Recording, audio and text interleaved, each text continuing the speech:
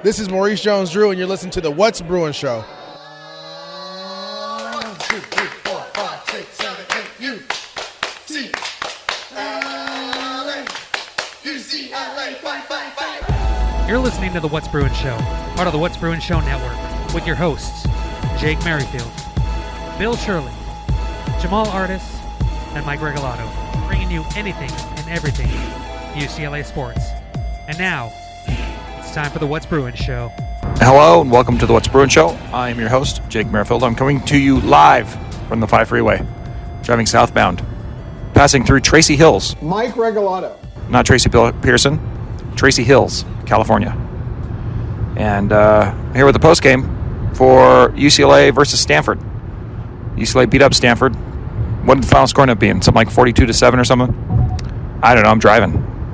It's hard enough to talk and drive. This is, of course, the What's Bruin Show on the What's Bruin Show Network. Lots of great shows on one great feed. Thank you for your support. You can subscribe on patreon.com/What's Bruin Show or just what'sbruinshow.com for just $2 a month. Send us into the future. Also on Substack. Dez, thank you for subscribing on Substack. You can subscribe there too. It's a little bit more. Not sure how we can't really adjust that one, so it is what it is. But once again, we are a pirate ship of a podcast here in Bruin podcast land, and we appreciate, I guess it wouldn't be land, it'd be on the ocean of Bruin sports talk, but we appreciate your support and keeping us afloat. You can also get merch from the What's Bruin Show. Look in the notes for where that is. Seamus just got himself a mug and a sweater. Get your own Bruin merch. It's really cool. Sorry, I'm not reading off anything because I'm driving currently. My car does have autopilot, but I'm not just driving hands-free or anything. That'd be irresponsible. Using that autopilot to assist me, but I'm still eyes on the road. Reminds me, you can also hit up our YouTube channel. Subscribe there. Search What's Bruin Show in the search bar, and all the shows are up there with a cool slideshow that I will probably revise coming up pretty soon because got a lot of pictures from this season, seeing as now I've been on the road to, 2 games, been to all the home games, and plan a couple other cool road trips coming up as well. So I'm really looking forward to all of that. I apologize it's coming to you so late, but there's a reason for it. It's because I went on the road and, of course, went up to visit my daughter up at Berkeley. Took the boy up with me, Malcolm. He had a good time, I think, although now he's sitting next to me listening to his music on his AirPods. We'll see how that goes. Malcolm, do you have a good time? Yeah. A little louder, son. Yeah. Good. That's about all we're going to get out of that young man, but he did have a good time up there on the farm. But, of course, this game was a game that was less about really what happened on the field, even though the Bruins had a great effort. Defense played well.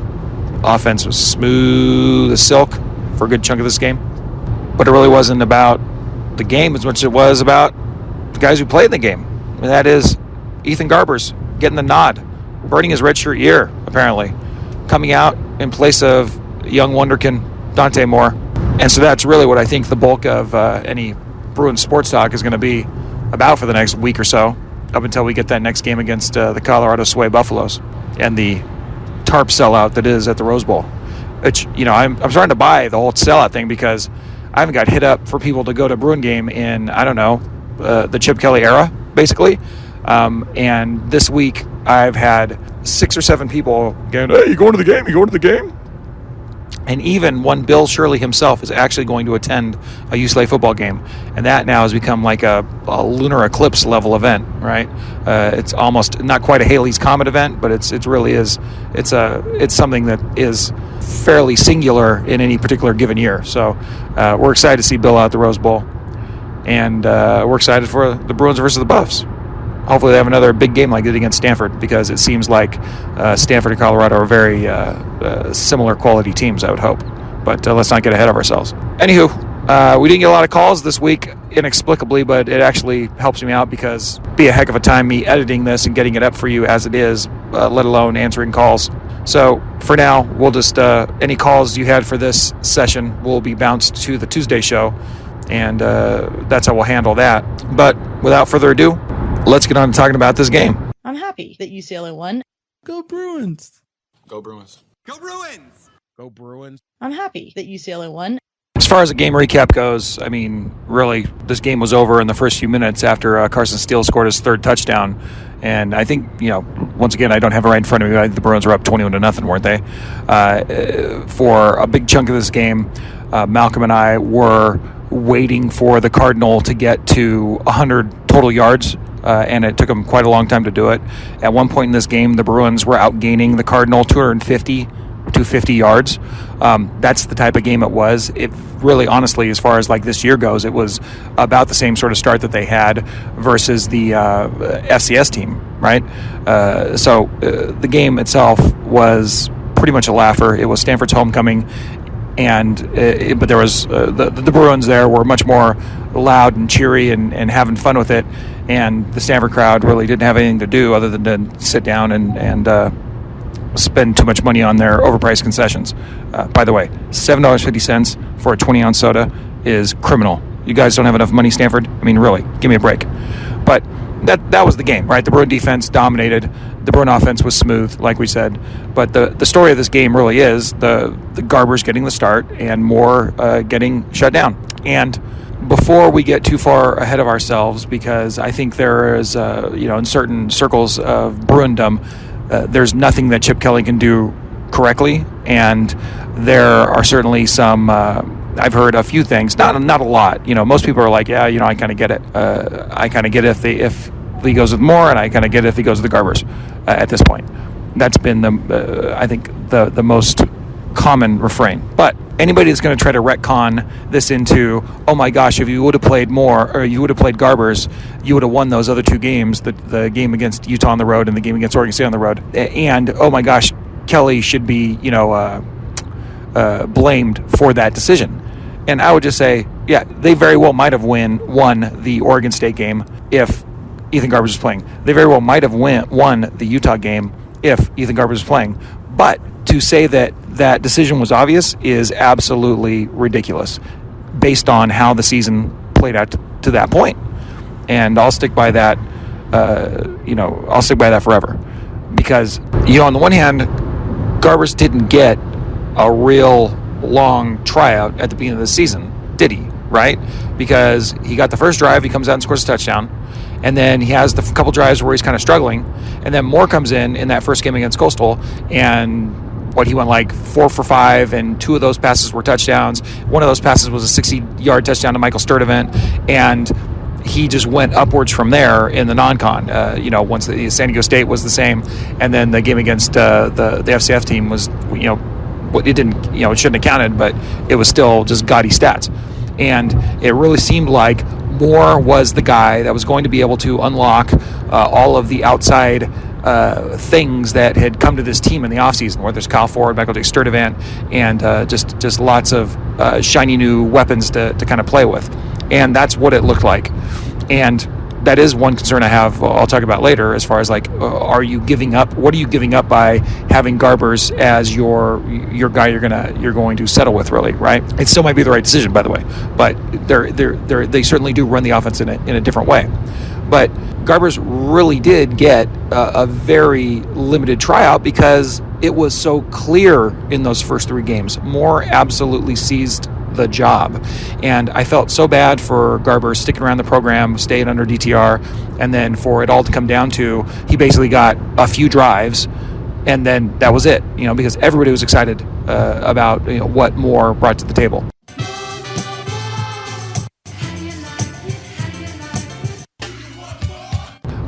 And then you're like, how do we get to this point now where Garbers had chosen to, sit out games to preserve his redshirt status, and it looked like Moore was the guy going forward, and that was that, to now Moore getting benched, and it was just like this slow spiral downward. And, after the Utah game, he throws the pick 6 on the first play and then struggles the rest of the game. But it was like, well, it was very excusable because, well, look, he's a rookie and he struggled his first time on the road in one of the most difficult environments to play, and they only lost by 7. So, okay, fine. He'll be better the next time he's in that situation. And then coming out of Washington State, and he still throws the interceptions. One of them was a pick 6 that basically kept that game from being an absolute blowout in the Bruins' favor. But since they won the game and he threw for almost 300 yards, and you can kind of squint your eyes and be like, okay, well, he did play better than he did against Utah, but still a work in progress. Like, okay, fine. So now the next big test is going up to Corvallis, playing Oregon State. And at that point, he goes up there and throws the 3 more picks, and basically, there's a lot of factors in the game, but that last the third pick 6 in 3 games, the one that goes into the half, is really the thing that put the nail in the Bruins' coffin in that game. They still could have done things to win the game, but that really was that set them back too far, right? And at that point, you absolutely can see the argument for, well, maybe we need to try something new. We spoke to Wayne Cook on the show this week, and we were speculating as to, well, if Garbers isn't available, and if Colin Schley is hurt, then who do you turn to? And I don't know if you heard it, but Wayne kind of sort of gradually steered us back towards Garbers. Well, maybe he's not so ineligible, right? Maybe he is willing to come back and play and give up his redshirt year. And so I imagine Wayne probably knew something that we didn't at that point, but it certainly was. It looks like that's how it turned out to be. So with all that in mind, so you step back, you put Sipmore down, you turn to Garbers. He's willing to come out and play, which I think says a lot about him and says a lot about the relationship that Kelly has with all these guys, number one. Comes out and plays, and now he has the opportunity to basically re-audition, seize the job back if he plays well. Now he's in the pole position, whereas at the beginning of the season, Moore was like breathing over his shoulder. Now all of a sudden it's the other way around, right? Shoes on the other foot, and we've actually seen some game action with Garbers to give fans a little more confidence in what he can do, even if his ceiling isn't nearly that of what we imagine Moore could be, right? And so Garbers comes out, and he played real well tonight, right? He was like 20 for 28. He had 240 yards, a couple touchdowns, no interceptions, the key factor there. And also made some key plays with his legs that didn't seem to have been there in the last couple of weeks for the Bruins. And comes out and plays really well by all accounts and looks real happy there on the sideline, and we are absolutely happy for him. The game plan certainly was a lot more pushing horizontally and then trying to get vertical after that, and not really going vertical at all. I am curious to see how this affects the downhill passing game on the edges. I think Garbers only threw 2 passes more than 20 yards by my memory. One of them was the one that they had the pass interference with a dude cross-checks. Was it Norwood or somebody late in the game? And then the other one was a throw down the sideline, I want to say to Sturdivant. And other than that, everything was yak yards. I think the 2 longest plays, one was to Habermill, and that was, he got it only went through the air like 10 yards or so, and then he got a bunch of yak after that. And then I think Kyle Ford had another one that was like that as well.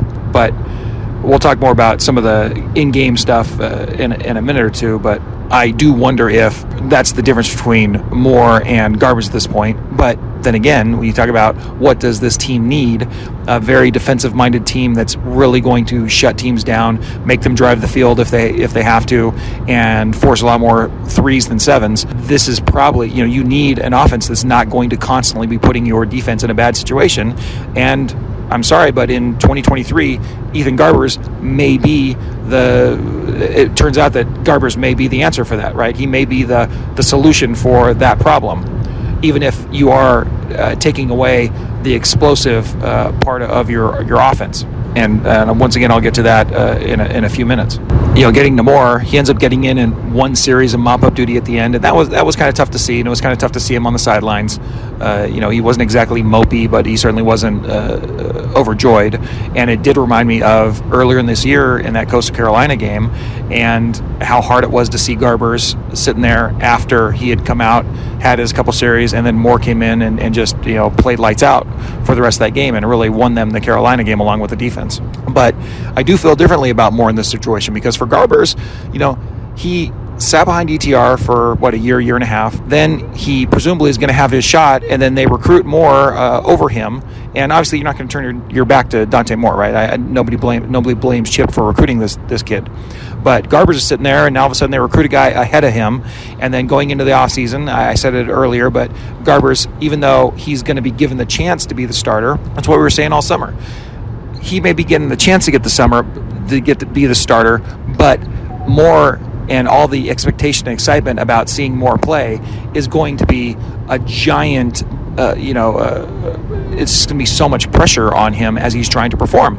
And I thought, really, Garbers coming out in that first game really was symptomatic of that. He looked tight. He looked like was afraid of making a mistake, and as soon as he made a first mistake, he just kind of folded. And that probably isn't, or it doesn't look like now that was reflective of his total abilities to be a quarterback, but it certainly was. It seems like it was created by the situation of being in that competition with a young 5-star freshman that everybody wants to see, right? And everybody, including us, are yelling, "Do you want more?" At the beginning of the season, and Garbers wasn't quite up to it there, and then certainly Moore proved that he was. I'm sorry, once again, I think I'm going around in circles a little bit, but I do have a point to this. I felt awful. Even though I was excited about Moore, I felt awful for Garbers in that moment, because you're just like, this dude has worked so hard to get here, and he really, the actual shot that he had to get the job really was fairly abbreviated. Now, obviously, the quarterback, the coaches see what these guys do in practice and all that stuff, but he had less than a half of football, and then the competition was kind of closed at the beginning of the season. For Moore, I just don't feel that as bad for him. Number one, because he's right at the beginning of his journey, and you can see, hopefully as a Bruin, hopefully he has a super bright future ahead, and we've already seen glimpses of that, right? Even if the competition is lesser, the way that he played in those first 3 games, like, that shows that he's got some serious ceiling. He just needs to get used to the speed and the skill of the Pac-12, or of the Power 5, and there's not going to be any more Pac-12. But seeing him on the sideline, it's like, hopefully this is a way for him to learn a valuable lesson, right? And I'm sure he does not like the idea of getting benched. I'm sure that even though I'm sure he's trying to be a good teammate, it's not a good feeling. We just heard Wayne Cook talk about on the show last week about how crappy he felt just getting benched for a half or a couple drives, and how much that burned him.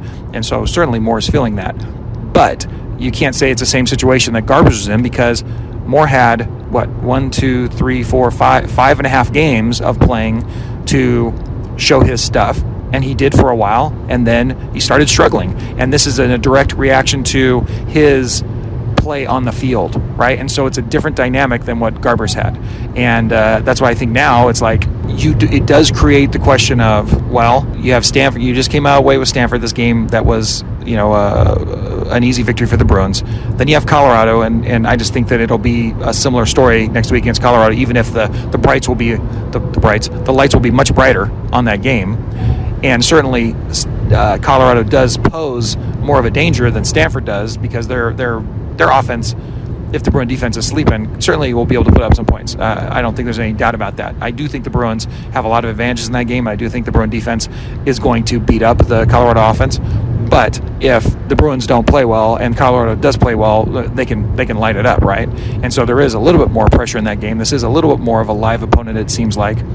But still, I think Stanford and Colorado are a good sort of ramp up for the Garbers tour, if that's what this is going to be. But the next big test will be that game at Tucson against the Wildcats, where Bruin dreams often go to die, and hopefully that's not what it's going to be this year. On the flip side of that, I know a lot of people are, and myself included, like, going into this game, before I heard on Saturday afternoon that Garbers was going to start, I really thought that you should let Moore have this game, because if he was going to struggle against the Oregon State defense and the Stanford defense, and to a degree the Washington State defense, like, those were the toughest defenses they're going to play this year. Well, now maybe it's going to be Arizona too, but for the most part, that's as tough as it was going to get.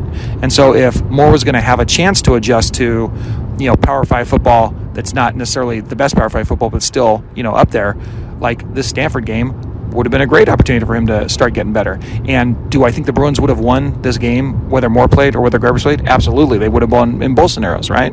And it's very possible that Moore comes out and he plays very good and starts to build a little more, kind of regain a little bit of the credibility with the fans and regain a little confidence out there. And he absolutely could have played well. I don't think we should hold the drive. He looked good in moments in his drive during the Stanford game. It didn't finish great, and they were giving up sacks at the end and all that stuff. But I absolutely think Moore could have and would have brought home a victory on the farm. Like, I have no doubt in my mind about that. But the circumstance situation dictated that, it's like this. It's the same argument, just the different side of the coin. If there's a possibility that you were going to bring Garbers back because of how Moore was struggling, Well, do you want his first game to be the weird bright lights that are going to be that Colorado game? That's going to be a circus. You don't want a quarterback to have his first game back with that. You certainly don't want it to be on the road at Tucson or, the Crosstown Showdown. I know Arizona State's in there somewhere too, but, it just like this was the opportunity to kind of give Garbers, if you're going to reopen the job, if you're going to give Garbers a shot, don't give it to him 3/4 of the way through the season. Like Moore had the first half, and now, I guess Garbers, given the circumstances, he's going to get the second half unless he falters. And I think that's fair. People are, if there's anybody that's going to grouse, and once again, I don't think this is the opinion of most, but it is certainly a minority opinion out there. People are going to grouse about how Chip handled this situation. And I think that given the circumstances, the coaching staff has handled this pretty well. And it still feels like these quarterbacks are all pretty much bought in, at least for now. I mean, obviously, I don't think Dante Moore is going to sit behind Ethan Garbers next year if that's how it turns out. He'll probably be gone, and there's not really, you're not going to have too much control over that. Who knows? But this has been a long, long, long way to say that I think that the coaching staff has done a good job adjusting to the circumstances and adjusting to what they're seeing, presumably in practice, but more importantly, what they're seeing in the games.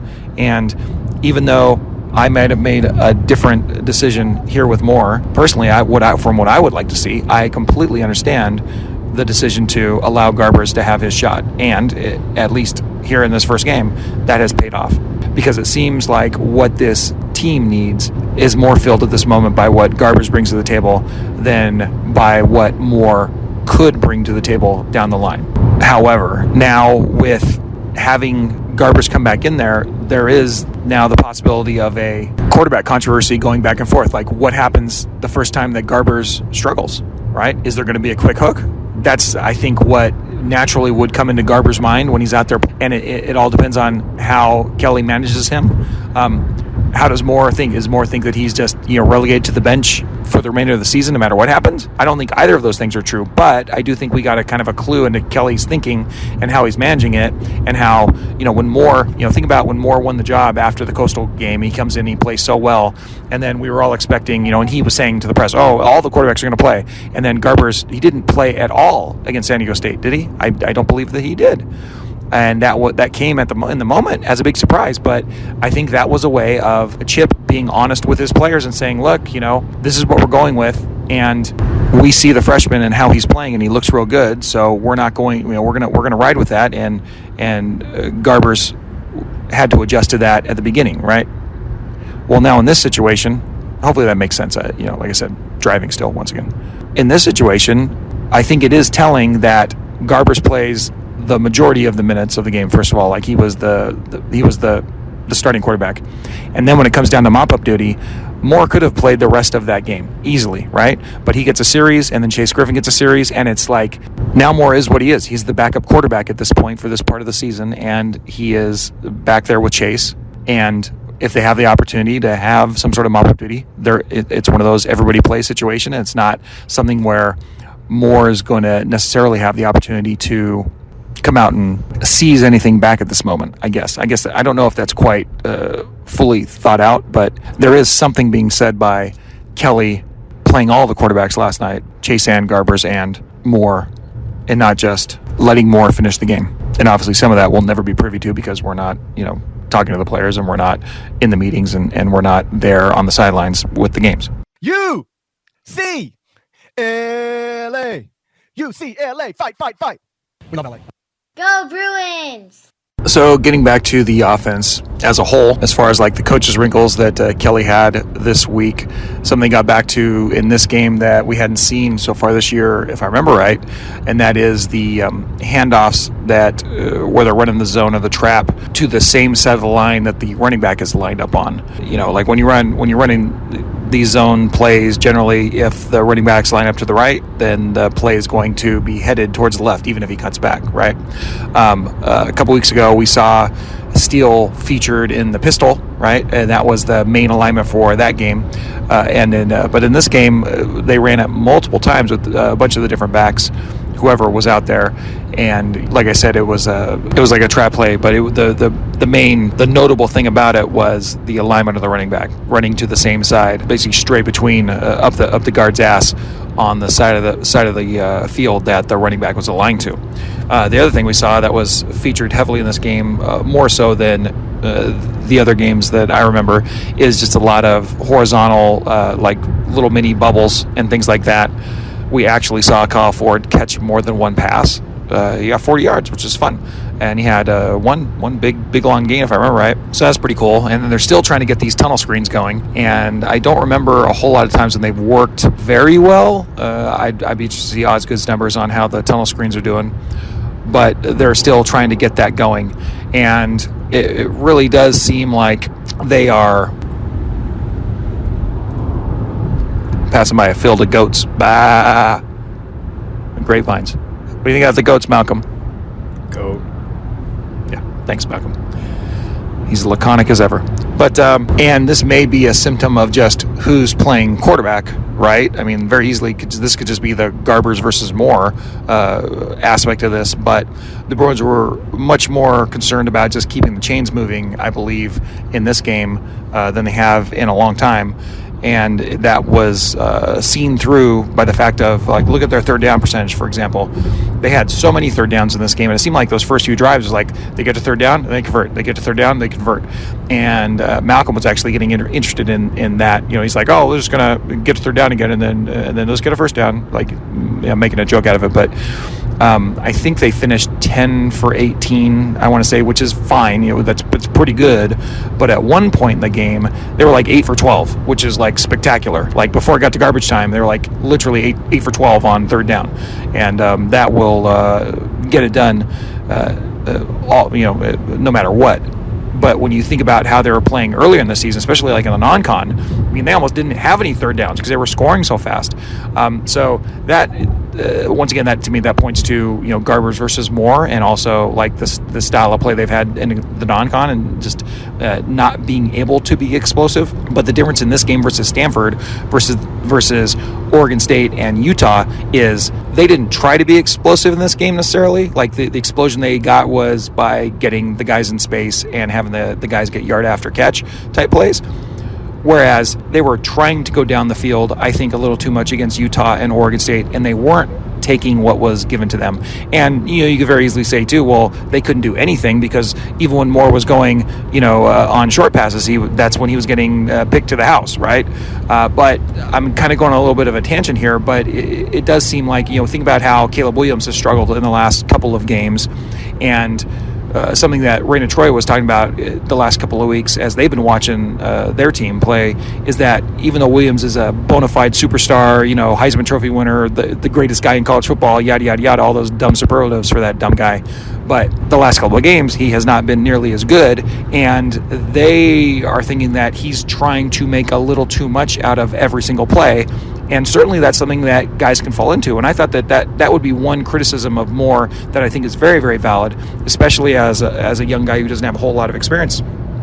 Is I thought that he might have fallen in love with how easy it was against the Aztecs and how easy it was against the Chanticleers and whoever was the Screaming Eagles was the third game, I don't remember, but how easy it was to take advantage of, I'm just going to wait here a little bit longer, and then, the Sturdy Van's open down the field. I'm going to throw it right into his waiting hands and get a huge play out of it. And I thought that was one of the problems with the Bruins, taking too long for a lot of these plays to develop and just trying to get things explosive down the field plays a little too much. And against Utah and Oregon, they were completely snuffed out in that regard, right? I mean, they had a couple of moments where it worked, but for the most part, the offense, struggled mightily. And that can be seen in the stats. I've quoted it many times the last week, but Dante Moore, 12 yards per attempt in his first 3 games and 6 yards per attempt in his second 3 games. Like, that is stark, right? There's no arguing that one, let alone the interception and all that stuff. And another stat that really brings that out, think about this, look at time of possession, right? After 3 games, the Bruins were, I think, they were like 130th, bottom 10 in the country in time of possession. They only possessed the ball like 24 and a half minutes per game, let's say, just absolutely not possessing the ball at all. And that's because every time they got their hands on the ball, they were scoring almost immediately. 3, 4, 5 plays, done, touchdown. And that's what I was saying about in this game, how they had so many third downs. They didn't have hardly any third downs in the first few games. And then when you get into however, so they were, like I said, 130th in the country in time possession after 3 games. And that was obviously worst in the Pac-12. Now after 7 games, they're like 7th or 8th in the Pac-12 in time possession, and the time possession is almost completely evened out. They went from being 24 and a half minutes to now I think they're somewhere in the neighborhood of like 29 and a half minutes. And that's flipped in these last 4 games. And we think about the game they had against Washington State, that's where it really flipped in these 2 wins too. Against Utah, I think they were outpossessed quite a bit, if I remember right. Against Oregon State on the road, it was about 50-50. But the Washington State game, they held the ball almost 40 minutes, I want to say. It was super lopsided.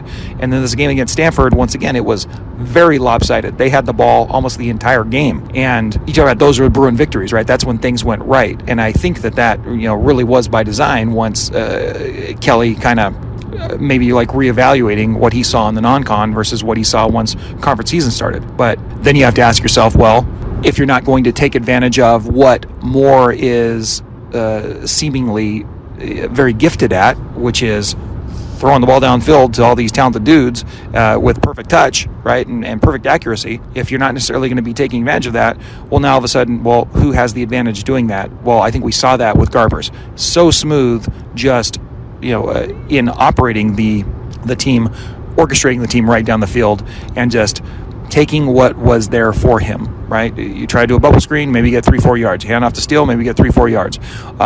It's third and 4, 3rd and 5, and there's nothing open. Well, he's nimble enough and experienced enough to evade any pressure and roll out and get some big chunk yards on the ground, which that's something that we have that's been missing from the Bruin offense for the last 3-4 games, because it just didn't seem like Moore necessarily had that in him. And whether that's because he was trying to, keep it alive to get it down the field or whatever, or, at a certain point, I think he's just seeing ghosts. But that's just, that's just something that was missing and was welcome to see back.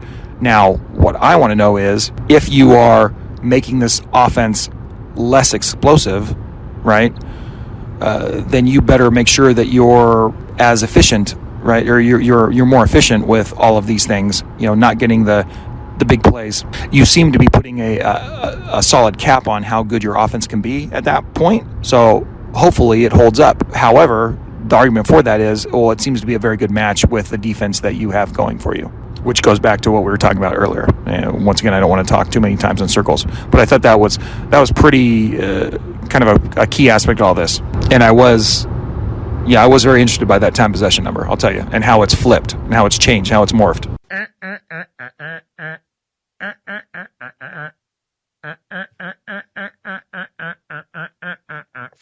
Fight! I like UCLA to win the game. We should spend a little bit of time talking about the other 2 phases of the game, considering that's where the Bruins dominated the most was on defense, right? I said it earlier, but we were sitting there waiting for Stanford to get to the 100-yard mark for a good part of this game, and then they did get over it with a big play, and then they got called back, and they got right back down to like 89 yards or something, so me and Malcolm were kind of giggling about that. But the defense played terrific, once again, and yeah, you can speculate as to how good or bad Stanford is, and it looks like they're mostly bad. But this is still a team at home during homecoming, coming off of what will be the biggest win of their season, and absolutely on fire, right? A guy just caught 300 yards and a half. There were things that they were doing right, things that were going well for them, and the Bruins pretty much just shut all that down. They had one solid drive in this entire game, right? And a lot of their stuff was self-inflicted too. They took a lot of dumb penalties. I think they had over 100 yard in penalties, but the defense lived up to the billing today, and they should be commended for that, even if the story of the game is naturally the offense and the quarterbacks, right? But great job by the defense once again, and we'll get to them in a minute with the Ballers. The other phase of the game, the oft-forgotten phase of the game, is, of course, special teams, and that's a huge worry for me at this point now, just given, do we have any confidence that they can execute a field goal properly, right? I'm not as worried about the punting game, even though the last punt they had was kind of a weird, like a weird liner punt, but it didn't get them into too much trouble. But seriously, the field goals, they left 6 points on the table in this game just because of the field goals. And I just, if you're talking about playing a close defensive game, something you need to do is be able to get all the points you can get. And field goals are a part of that. And let's just say, they're playing a game against SC at the Coliseum, just like Utah did, and they're battling that game, and it comes down to, now you're driving down the field and have a chance to have a game-winning field goal. How close do you have to be like, this one's in the bag? To me, I am worried about that. And so it kind of led me down a tangent before I left the hotel this morning, and it was like, well, UCLA seemed to have great kickers every single year for a million years. That's not entirely accurate. I went onto the college football stats page, and it goes back to 2009, and I was expecting to see like every kicker, the Moore era and the Neuheisel era, to be like high, their percentages to be ridiculously high, and certainly they're higher than they have been as a whole in the Kelly era. But it also has kind of been a crapshoot too. So I don't know if the answer is you get a scholarship kicker or not. All I know is that this year it's kind of subpar, and I think they're all the way down to like 65% or something on their field goals. I might be wrong. I think they're 6 for 10, so I think they're 60%. But yeah, going back into Bruin history, there are years where they topped out. Like the best year they had was like 2009. They had 90% on their field goal kicks. I don't remember what kicker that was. And then, but just think about all the good kickers that UCLA has had. It just feels like it should be better, and it feels like some years you have those kickers like, wouldn't Kaimi Fairbairn like this, where he was money inside 40, but he couldn't hit anything past 40? I'd take that at this point, right? Just something predictable. But I don't know if I have any confidence in the Bruins to hit a 25-yard field goal at this point. But then again, they've hit a 46-yarder this year, I want to say. But it's definitely a concern, especially if you're deciding that the style of play you're going to be is going to be complementary football, where you are relying on your defense to force field goals and you want to get every point you can on the field. Eesh, this could be a problem. He's just a baller, man. Straight baller. Just a baller, man. All right, getting to the ballers. We don't have any sound drops here, so Malcolm is graciously going to aid me in this endeavor at this point. But it starts for me with my magic man. It's the Man of Steel. It's Carson Steele, owner of Crocky J, little alligator. He's like 5 feet now, is what he said this week on PMS. He had a good interview on PMS, so go back and listen to it.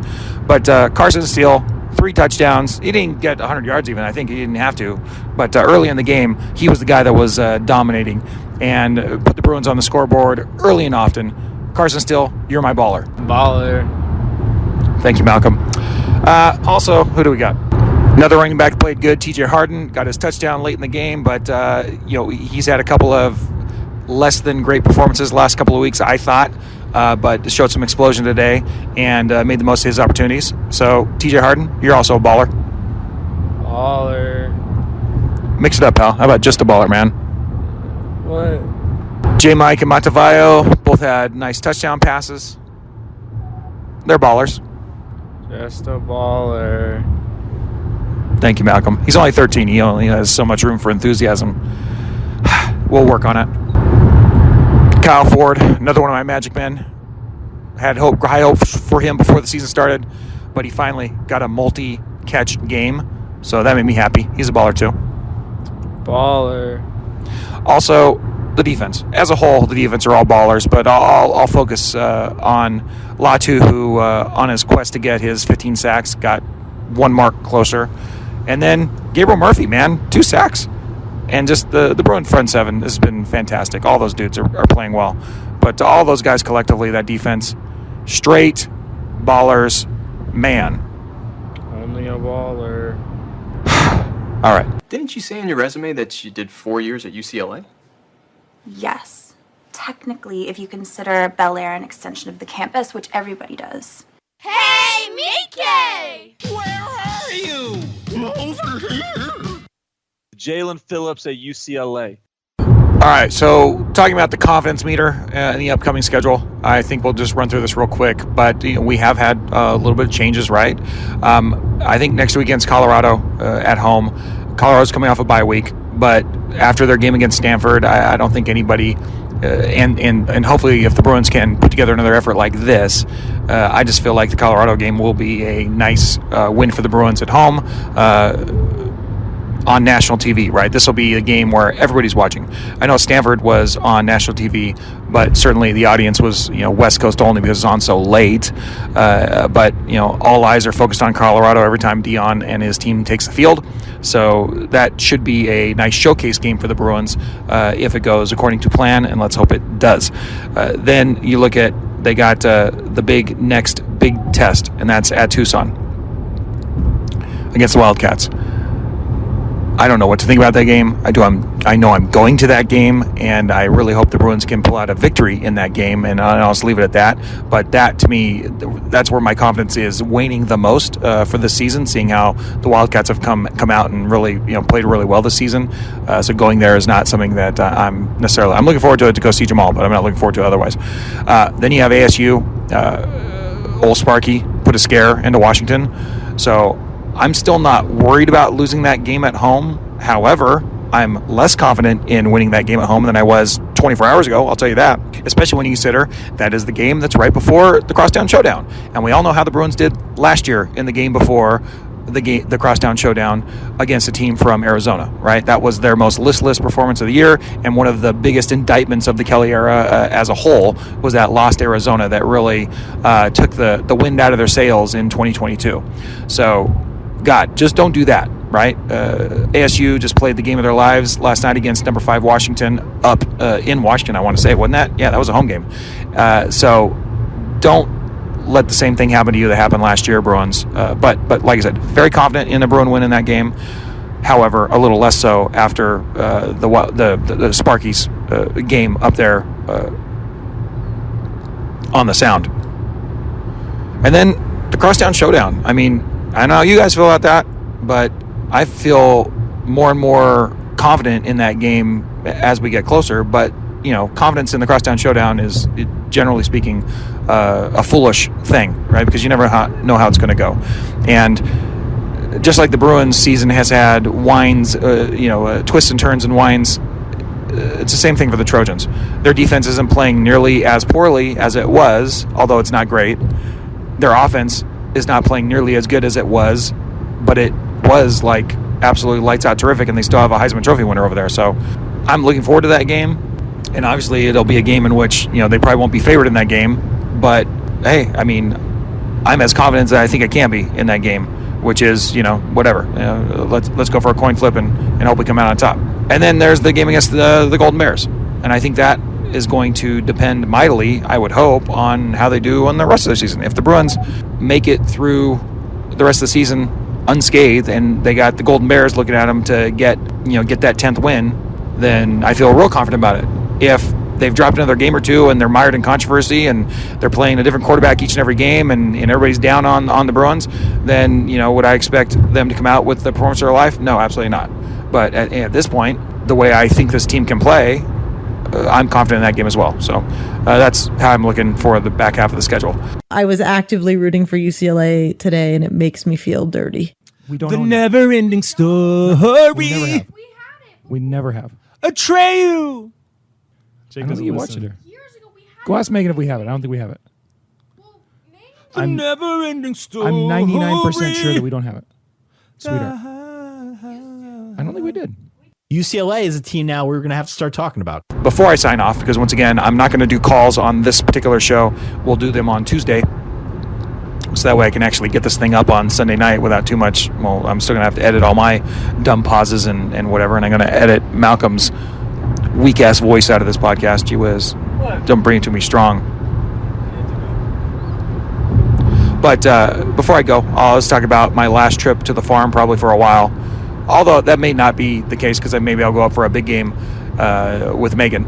But I've never gone, I've been up to the farm a gazillion times, and I think I'm probably 50-50 wins, losses up there. Me and Bill went up for a wonderful game when they first opened this new version of Stanford Stadium, and we sat in the first row right behind the UCLA bench, and we were pretty much like high-fiving the players in a wild romp of a game. I think that was like the Bruce Davis year. Back in the late aughts. But that was a fun game to be at, and we had a blast. But I still have traumatic memories from games that UCLA blew to Stanford in the early aughts, before Stanford was anything, when they were just starting to build, before they had Harbaugh. And I still have nightmares of that train whistle blowing. I was so happy that I only had to hear the train whistle in the pregame and only once in this game against Stanford, because that thing it's just horrifically horrible. But it's always nice to get up there. What I didn't know was this is the first time I've actually gone to the farm from Berkeley, right? First time that dynamic's been in place. And so normally, you're up there and you stay in San Jose, you stay somewhere around Stanford, whatever. And so you're looking at 15, 20 minutes, 25 minutes to get to the game. From Berkeley, with traffic, it was like 70 minutes. So we actually had to, kind of hoof it over there. It took a while. And even going back with no traffic at the end, it was still like 50 minutes, so not quite, I wasn't staying quite as close as I thought I was going to be staying when I originally planned the trip. But that's okay, get the nice drive. Get to drive through the bridge you go over in that part of the Bay Area, that southeast bay to the southwest Bay area is like over a marsh. And so, that's kind of a nice drive during the sunset and all that stuff. It's just what it ended up being for a nighttime game. Once we actually got in there, we parked in the cement lot across the way, and I was happy we did that because I had a streak there for a while of every time I'd been up to Stanford Stadium, getting lost in the dirt and tree fields around the stadium. What is the farm, right? Always get lost going to my car because I never have any idea where I'm going. Now, I think the last time I was up there was when Megan was in 4th grade, so she realized that once we actually got there. We went up for the Pac-12 championship game in Mora's first year. That's the last time either of us had been there. And so there were definitely some pleasant memories going back with them, and Malcolm's first time there, of course, too. Hopefully not the last, but we'll see. But the way they've reconstructed the stadium really is nice. That was a lot of fun. And their giveaway they had today or last night was red Stanford mittens, which is kind of cool. Even Megan liked them, even though obviously she can't wear them in public, second Stanford and all that. But I'll put a picture of them on the feed, and you can see them. They're pretty nice for a giveaway. I love it if the Bruins did that, especially for one of these night games. That's kind of late in the year. Yeah, give away some freaking powder blue or some like more of the Cal blue mittens, right? That's a kick-ass little giveaway. So their sodas are too expensive, but the giveaway was pretty good. But all in all, it was a wonderful weekend up in the Bay Area, mostly up in Oakland. It's crazy because Sunday morning we're expecting to go for a walk because we got up later than I wanted to on Friday night. And then we ended up just watching a movie in Megan's apartment. And then Saturday morning, Megan had softball practice, so she went to do that. And me and Malcolm went and ran some errands for her. Got over to Costco, got myself a nice bottle of whiskey that they don't sell down south. And then we were once again doing stuff in her apartment, trying to catch up on stuff that she needed done before I left. And so really, I didn't get Malcolm to walk around the campus. He's never been up to Berkeley either, so I wanted to get him to walk around the campus a little bit, but we didn't really get to do that until Sunday morning. I actually went on a wonderful, it's one of my favorite places to jog now, is coming up here, and I went on a all-points tour, 4-mile jog of the campus. Went past Memorial, went over, into the dorm areas, over almost where People's Park is, then back across, and then down to the Campanelli, Haas, and jogged around the track at the stadium down on the other end of campus. So I had a really nice tour of the campus, as I always do whenever I come up here. But for Malcolm, we were going to do it on Sunday morning, and then lo and behold, we wake up Sunday morning and it's freaking raining. And I'm not talking about like sprinkling. It was like a downpour for a little bit. So we went to breakfast at one of our favorite spots, the Doyle Street Cafe. If you couldn't guess, it's on Doyle Street.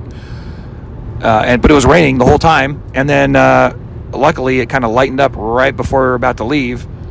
So we made Malcolm walk a little bit of the campus with us. We went to go see a dinosaur in the Science Museum. Malcolm, what did you think of the dinosaur? T-Rex. Yeah, I don't know if it was a T-Rex or an Allosaurus, whatever it was. He liked it. What do you expect? He's 13, guys. But generally tough to please. But even though he didn't want to go on the walk, I think he did like the walk when it was all said and done. He's giving me the evil eye right now, but I think he did. And then we finally got on the road, and of course, many tears were shed by your boy here because, leaving a piece of his heart up in Berkeley. But, always easy to go up there and see her, but hard to come home. But we are proud of our girl up there. So, hopefully this was listenable. I made it, when I started this, we were up at Tracy, not Tracy Pearson, but Tracy Hills. Mike Regalado. Up there right where you jump on the 5 coming down the road. And now I'm about a half hour out of Bravo Farms. So that'll tell you how long it took to record this. But God knows how long it'll take to edit it because it's in fits and starts and whatnot. Hopefully it's listenable. Like I said, we'll be back on Tuesday. Bill will be on the show, amazingly enough, because I talked to him. So that's good. It'll be all three of us on the show for the first time in a few weeks.